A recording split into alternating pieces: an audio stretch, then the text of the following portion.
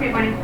Hello everyone, sorry I couldn't be there right now. I'm actually at the airport headed to Virginia right now, but I'm going to try to make this presentation kind of quick, and let's get started.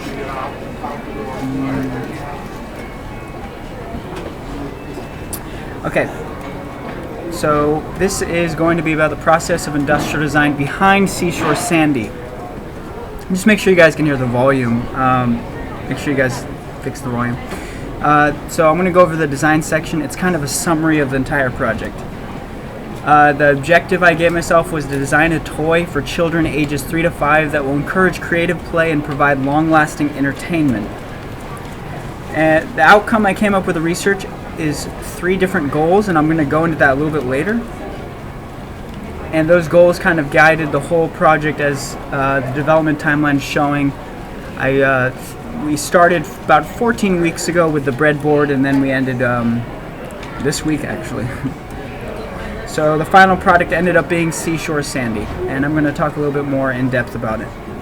So the idea with the research is to observe a user and kind of discover the design opportunities based on that.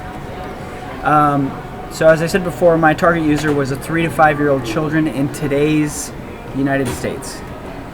And the 3 goals I came up with just from looking at various things that children enjoyed was that the function and operation must be easily understood. It should stand out as an irresistibly recognizable. That means it's got to be very, it just has to be very recognizable. And it should also provide a challenge to stimulate creative play. Now there's a lot of competition, so I narrowed down the field to small toys with sudden movements, and then for the form I went with animals that were in sea life, and I finally ended with a crab form. I thought the crab form gave me the most potential. So I'm going to talk about the development behind Sandy. The inspiration I had were just crabs in various positions and various colors. Up here I have the boxing gloves because I really like the idea of big hands or big claws. And here in the purple is a hex bug. Thank you, Jeffrey, for showing me that. Those are like little creatures that you wind up and they kind of crawl around like spiders. And then this one just looked really cute. So some of the considerations I took into account were the different kinds of movements it could have. For example, scurrying, hopping, snapping, or a variety of those. And then the operation of how to use it. There's simply just pushing it, or a wind up, or pulling it, or having it motorized. And for mechanisms, I looked into quick returns, rack and pinions, pawl and ratchets, and elastic bands. And then for some of the different sizes, I looked based on a child's hand. The mega toy, the life-size toy, a Happy Meal size toy, and like one of those miniature little collectibles. Based on the 3 goals I had and some of the other concerns like low-cost manufacturing, lightweight for child, and can withstand rough handling, I came up with the concept, a life-size toy crab that hops when pushed down using an elastic band system. That's the one that satisfied the most needs, as seen by the color column. So the breadboard I made, when the shell platform is pushed down, the elastic bands tighten, and I'm going to show a little example of that since I can't be there right now.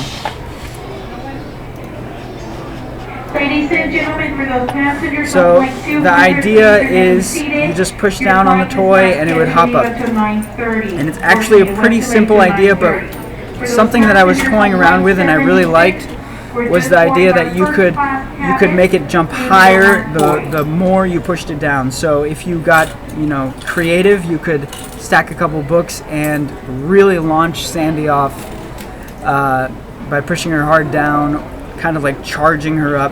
And I thought that'd be a really fun addition, especially for a toy and for kids. Yeah, see, it just goes flying. I am still soliciting for at least one more volunteer for flight 7. And this is the past breadboard. I actually didn't end up using it. You guys remember like the giant crab? So that was more of a snappy kind of toy, and I didn't end up using that. Here's some of the ideation sketches, and this is where I came up with the idea of bouncy eyes and swinging loose claws, and because it would aid with the jumping. And then this is also kind of where I've thought about doing a cartoon version of the crab. For the color study, I came up with these 6 different colors because they're all bright, but they're all believable. But ultimately, I stayed with orange because it just has a very fun, bright, warm look to it, and it's probably the most realistic because when you think of crabs, you either think of red or orange. So let me go through the manufacturing. This is just a quick exploded view. And everything here is number coded and a little bit color coded, like the fasteners are, for example, are orange and the screw and inserts are green. And then here I have the components list, and it's just the assembly time, or over here on the right is the order you assemble it in, the process that each component is made of. As you can see, most of it's injection molding, and I ended up using polyethylene plastic just because it's really common and it'll stand up to rough use, and it's nice and cheap, and you can make it injection molded, and it just works for this product. And down here at the bottom I have some of the points where the fasteners are.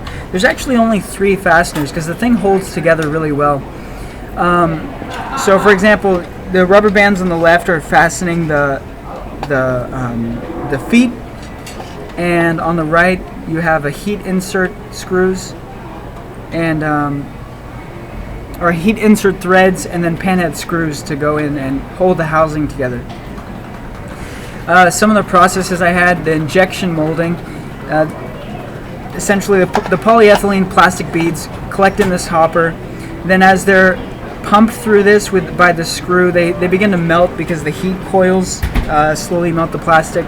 And then they're squeezed into a mold, and as they harden, the mold opens up and the piece falls out of the cavity, and out comes your piece. It's pretty quick. For the springs, I had coil forming. So these are just brass rods that are pushed into a rounded mold, and they're done at such a speed that they kind of they're forced to bend, and they coil, and then they're cut when they're reached a certain length. And then for the marbles, it's really easy. It's just hot chunks of glass are just cut at the ends, and those chunks go into a roller, and those rollers just keep rolling until the ball cools off and it becomes a very even shape. Okay, and now I'm just going to give a conclusion. I was looking into some marketing points, and I thought that Sandy should be marketed as a toy for bath time play. It just makes sense. And in advertising, Sandy should definitely be portrayed as a cartoonish character because it's just funner, and just look at it. It looks so cute. And Sandy comes as part of an ocean set. So I actually have one of the other toys here. This is Carol's, and I was going to have a couple more, but we didn't get that far. So for now, it'll just be the hammerhead shark and Sandy. And in conclusion, I really think Sandy should come in different colors, not just orange, because that kind of adds to the collectability, and you can have different names and things like that. And these colors are just so cool. I couldn't let them go. All right, thanks for listening, everyone. I hope you guys have enjoyed the presentation. I'm going to show you one video of me using the crab. I just wanted to show how it articulates since I can't be there. These are the loose claws that open up, and that's the arms that swing when the thing jumps. You've got the bouncy eyes that wiggle every time the thing jumps. And here's a little demonstration of the snapback mechanism inside that'll end up propelling Sandy up into the air. All right, thank you for listening. I'm sorry I had to do this through presentation, but I hope you guys enjoyed it. Merry Christmas and all of that. All right, thank you guys.